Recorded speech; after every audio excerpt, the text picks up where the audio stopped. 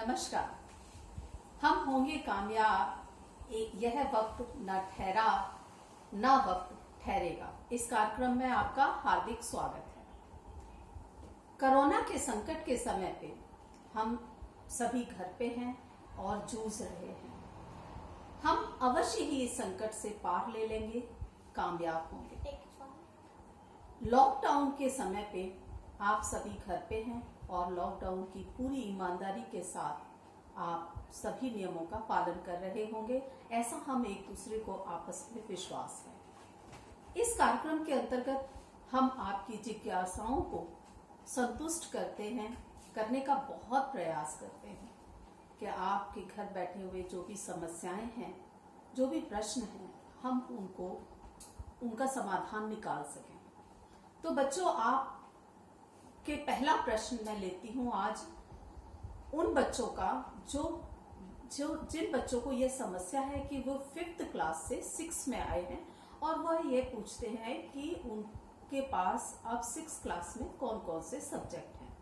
तो मैं इस विषय में आपको स्पष्ट कर दूं कि 6th क्लास में आपके मुख्य सब्जेक्ट हैं इंग्लिश, जो इंग्लिश में ही होगा, लैंग्वेज है, हिंदी जो हिंदी में ही होगी, संस्कृत जो संस्कृत में है। इसके बाद मैथ्स आपका इंग्लिश में है, साइंस वो भी आपका इंग्लिश में है, एसएसटी या सोशल साइंस ये आपका इंग्लिश और हिंदी दोनों ऑप्शन में है। आप जिसमें भी कम्युनिकेशन करने में अपने आप को बेहतर समझ पाते हैं, आप वो ले सकते हैं, चाहे हिंदी या इंग्लिश। ये मुख्य आपके सब्जेक्ट हैं, आपके विषय हैं और इनके जो आपकी कक्षा में अध्यापक हैं वो सभी आपके व्हाट्सएप ग्रुप में ऐड कर दिए गए हैं और अगर ज्यादा आपको किसी को समस्या होती है तो हम उनके नाम भी आपको दे देंगे। इसके अलावा पंजाबी आपके पास ऑप्शन में है। जो बच्चे पंजाबी लेना चाहते हैं, पढ़ना चाहते हैं, वही पंजाबी लें, ऐसा आपके पास ऑप्शन है। इसके बाद art, music, SUPW, yoga, sports, computer और गाइडिंग काउंसलिंग, जिसके अंतर्गत आपके अंदर जो भी समस्याएं हैं, चाहे वो पढ़ाई से संबंधित हो, आपकी किसी भी पारिवारिक समस्या से संबंधित हो, जो आपको फर्क डाल रही हो, आपके विकास में, आपकी तरक्की में फर्क डाल रही हो, उसके लिए हमारे यहाँ काउंसलर भी होते हैं, तो आपको वो भी दिया जाता है। लाइफ स्किल्स भी होती हैं।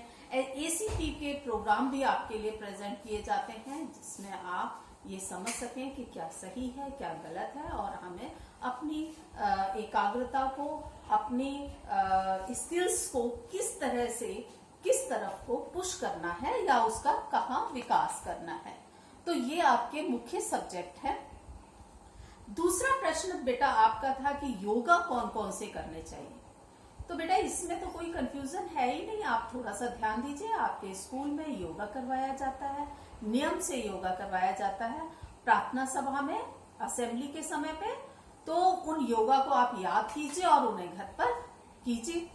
वो योगा वो करिए। अगर आप YouTube से और जगहों से भी योगा देख रहे हैं और बहुत सारे योगा हैं, तो आप अपनी पसंद, अपनी चॉइस के हिसाब से भी योगा देख सकते हैं। आप वो योगा देखिए जिसमें आपकी हाइट ग्रोथ कर रही है, आपको कंसंट्रेशन मिल रहा है। आप ऐसा एक योगा तो रोज आपको स्कूल में करवाया जाता था, भ्रमरी आसन, जिसके अंतर्गत आप अपना आंखें बंद करते थे, कान बंद करते थे और नाक से सांस लेकर अंदर ही अंदर साउंड निकालते थे। इससे बहुत फायदा होता है। आपके अंदर जितना भी है, चाहे कान है, आंख है, नाक है, आपके गला है ना, ये वाइब्रेट, अंदर ही अंदर वाइब्रेशन होती है, इसकी कंपन होता है और उससे ये एक्टिव बनता है। ये जो पोर्शन है आपका वो बहुत अधिक एक्टिव बनता है।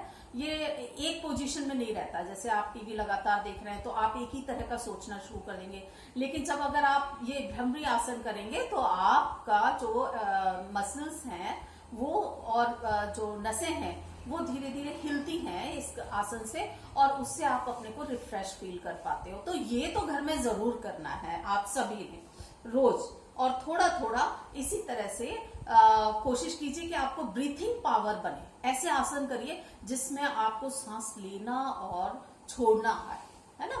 ये ब्रीथिंग पावर आपके बहुत काम आती है जब आप जैसे कबड्डी खेलते हो, है ना, उस समय स्पोर्ट्स में आपको ब्रीथिंग पावर बहुत काम आती है। तो आप ये वाले योगा भी बहुत अच्छे से कर सकते हो इन दिनों घरों में, है ना, रह के। और इसके बाद आप मेडिटेशन कर सकते हो। मेडिटेशन के लिए अगर आप भूल गए हैं, जैसे बच्चे कह रहे हैं कि हम मैडम मेडिटेशन कैसे करें, तो मेडिटेशन के लिए एक अलग से वीडियो बनाऊंगी और उसमें आपको बताऊंगी कि मेडिटेशन कैसे करना है। तो मुझे लगता है कि अभी आपके लिए जो आपके प्रश्न हैं आज इतने ही, और अगले इसी श्रृंखला में अगले कार्यक्रम में आपके प्रश्नों का समाधान निकालेंगे। तो आप सभी घर पर रहिए, स्वस्थ रहिए। जय हिंद।